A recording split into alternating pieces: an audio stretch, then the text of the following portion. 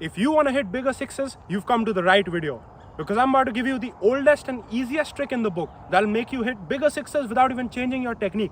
And I can tell you, as someone who's used this for Purdue University at the college level, this trick works very well.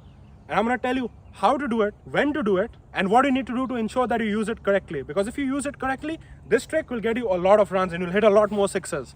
But if you use it wrong, you will get out. And it's so simple, I'll give it to you right now in 10 seconds. So first, I don't want there to be any confusion. This is a very simple trick.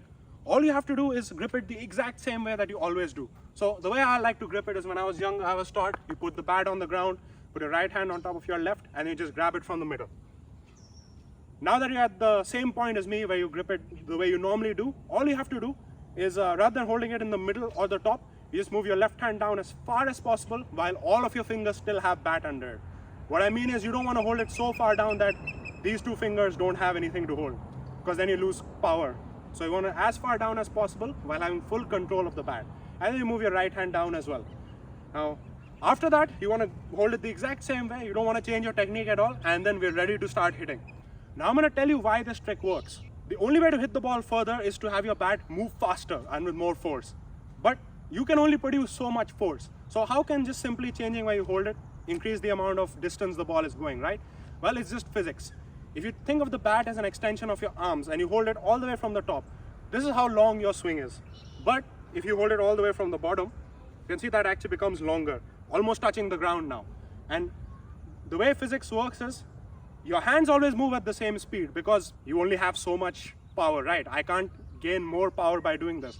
But even though my hands move at the same speed, the tip of the bat, because it's at the end of this pendulum, will actually move faster the further away it is. So if you hold it from the top, it's moving a certain speed.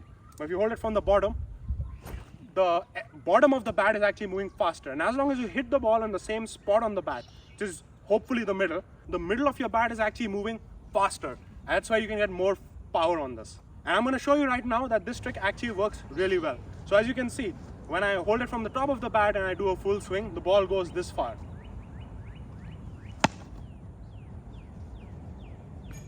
But then when I switch to holding it all the way from the bottom, the ball actually goes a lot further even though I'm doing the exact same swing.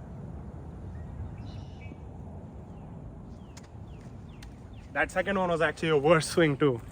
And then if I put these two swings on top of each other, you can see that they're moving at basically the same speed. But because the middle of my bat is lower in the second one, that part of the bat is actually moving faster. And that's why this trick works so well. So now we come to the last and most important part. When and why you should actually use this. Because after watching this video, you'll be like, damn, this trick works so well. Why don't I just do it all the time? From ball one, I'll just hold it from the bottom because you get more power. There's no drawbacks, right? Well, there is one drawback, and that is control.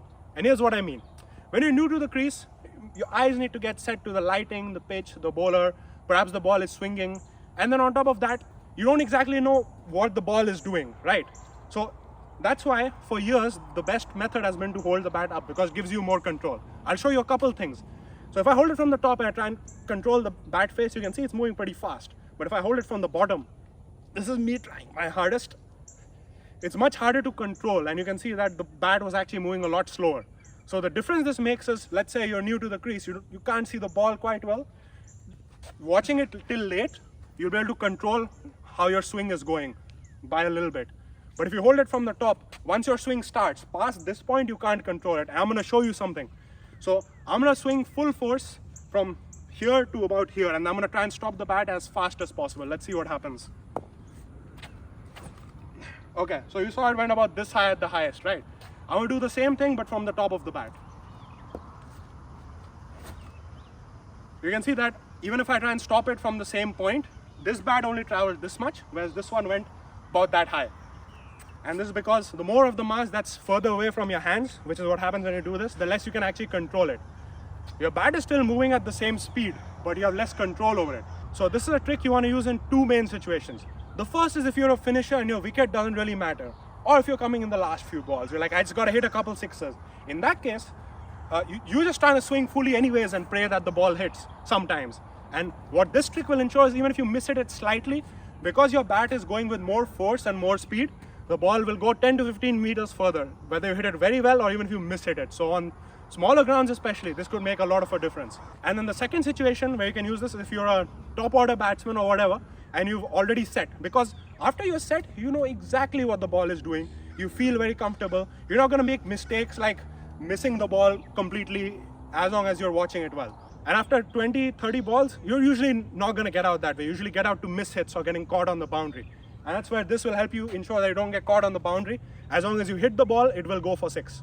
Now, you don't want to use this trick if you're new to the crease and you don't have to hit, or if you're trying not to lose wickets, because although your bat is moving at the same speed, you'll have less control over your bat. And especially if you aren't used to where the ball is moving, how the bowler is bowling, you might want to take a couple balls with a slightly higher grip, get used to it, make sure you're making solid contact. And after that, then you can switch to this when you've gotten a hang of the bowler, the pitch and the ball. And then I guarantee, you use this trick in your next match, you're going to hit a lot more sixes, they're going to go a lot further, and even your miss hits will start traveling. Now, if you like this kind of content, please give me a subscribe so I'll make a lot more of it.